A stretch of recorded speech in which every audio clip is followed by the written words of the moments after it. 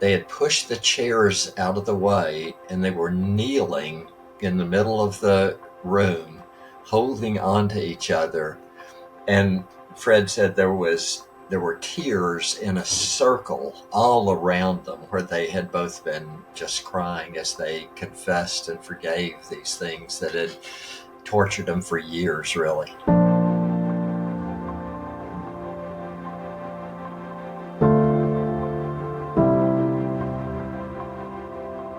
So today I'm talking with a new friend, Everett Worthington. Ev is, I think this is accurate, emeritus professor of psychology, Virginia Commonwealth University. Probably the guru of research on forgiveness in our day. I got to meet Ev, although I'd heard about him for a long time, at a Templeton event several months ago. And many folks who are Christians doing academic work in psychology, research, look to Ev as kind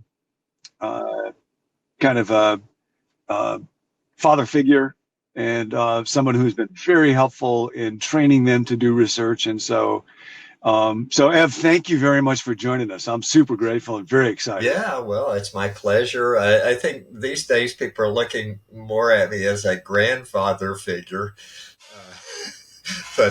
Well, I'm quite familiar with that response. So it's better than the alternative. It's true.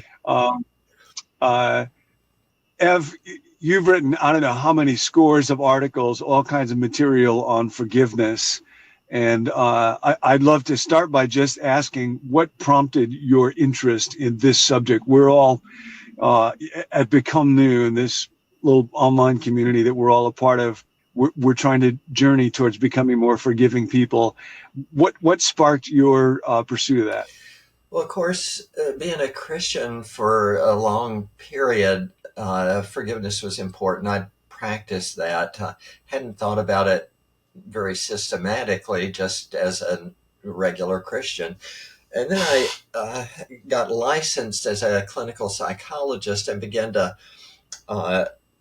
do a practice that was oriented exclusively toward couples. And it didn't take very many couples before forgiveness suddenly became a major issue in almost every single couple that I ever counseled.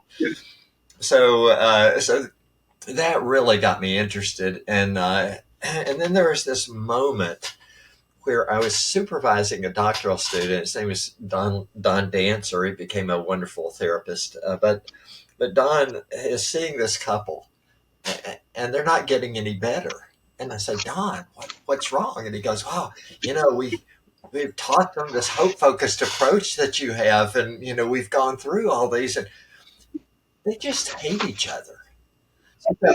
They've got all these things that they've done that they can't forgive. And now this is the 1980s, and things are not like they are today in academia. And so I said, well, Don, then I guess we need to make up a little intervention to help them forgive. And I can remember suddenly Don's eyes went, and he goes, can we do that in a secular university? And I said, what? Sure, we can do that. We won't tell anybody. I'm the supervisor, so we'll just shut the door. And, so we sat there and we made up a little intervention to help people forgive. And I ended up writing that up in an article. And Mike McCullough, a new graduate student that turned out to be one of the great psychologists that is, like top 200 or 300 in the world in terms of publication. But Mike came along and he wanted to do research in forgiveness. And so here I am, kind of having clinical expertise in this and practical experience as a Christian, but I'm listening to Mike, and I'm doing the thing that professors do, and but I'm not understanding what he's saying. And so as soon as he leaves our weekly meeting, I'm like running over to the library, getting in the stacks with the dust all over me and reading this book to keep up with this bright graduate student. And so Mike came along, then Steve Sandage came along right after him, and Jen Ripley came along. They all had different slants on forgiveness, which meant 3 trips to the library every week.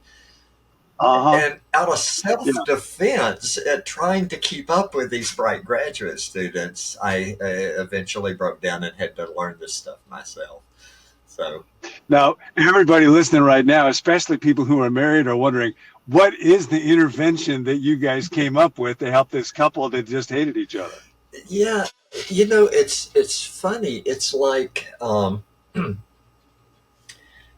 what we did was we said to them, it sounds like you all each have a lot of things that you're not able to forgive each other for, and they're both like, yeah, right, right. And maybe we ought to spend some time working on forgiveness next week. And this is like the end of a session, and and they're like, yes, we should. She really needs forgiveness for all these things that she's done to me, and she's thinking the same thing, and and so once they agreed to that very enthusiastically, then we said, so we would like this. I'd like this week for you to just make a list of things that you would like to confess to your partner that you've done to hurt them over the years. And Hmm. both of them suddenly have this deer in the headlights look, like, this is not the way that I wrote this up in my mind. And so, they would do this, and the next week when they would come, we would have them hold hands, and they could look at their notes in their lap if they wanted, but and they would take turns just confessing things that they had done. And we told them, I know you have to think about these things, so don't just rush into saying I forgive you. You might as well said, don't tell the wind not to blow, because as soon as they confess, the wrongdoing, they almost always spontaneously said, I forgive you for this. Wow. There was one couple in particular that Fred de Blasio. Fred was is a researcher on forgiveness and a clinician, and he it was here at VCU. I was supervising his practice, and when we wrote this article up, Fred told this story about this couple that were confessing. They started confessing things, and it was like deep wounds that they had done, and they were both getting emotional. And Fred said, I feel like I am intruding on sacred space here.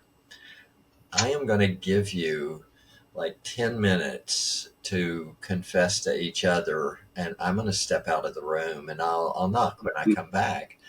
So he gave him these 10 minutes. He knocked, and they said, come in. And they had pushed the chairs out of the way, and they were kneeling in the middle of the room, holding on to each other.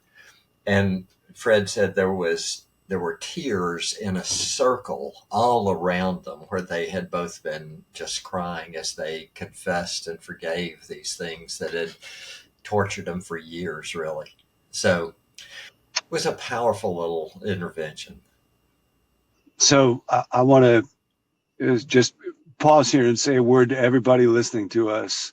Ev, as you're talking about this, it reminds me so much of the statement Jesus makes in the Sermon on the Mount, where he says, if you're bringing something to the altar as an act of worship, to sacrifice, which was kind of the most sacred moment they can imagine, but you remember somebody has something against you, then just leave the altar and go to that person and seek to make things right. That somehow, when we seek to pursue confession, forgiveness, reconciliation with other people, and we'll get into the differences of those things, but when we seek that, that's an even holier moment, an even higher priority. So my invitation to everybody today is let's work on that single step that Ev talked about. Think about some relation in your life. Could be a relative or a friend or somebody, a coworker. Think of at least one thing that person might have against me, something that I have done wrong, and that I might be able to go to them and say, I'm sorry for this, and set things right. Just one of those items, doesn't have to be a big one. Don't start with a real big one. Be aware of it. Ask God to give you guidance about how to approach that person. And you will be standing on holy ground. And then we'll pursue this the next time.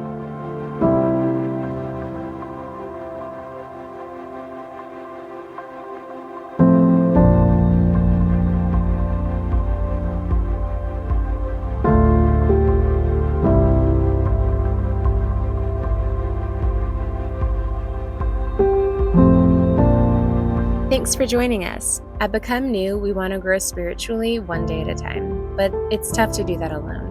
So we're offering a little more support for anyone who would like to work on putting the content into practice. You can sign up to receive a text at the end of each week in this series, asking if you completed the Here's How portion for that week. If you want, you can reply to the text and let us know how it went, or if you need prayer in taking those action steps. To sign up for the end of week reminder, just text the word MORE to 855-888-0444, and we'll put you on the list. As always, to receive the emails or video links by text, you can let us know at becomenew.com/subscribe. If you're already signed up for the emails but aren't getting them, try checking your spam folder, or better yet, you can add us to your contact list. Our email address is connect@becomenew.com. If you need prayer, we're here for you.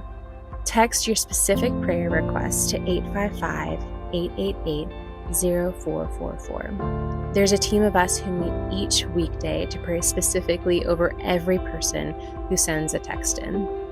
We'll catch you next time.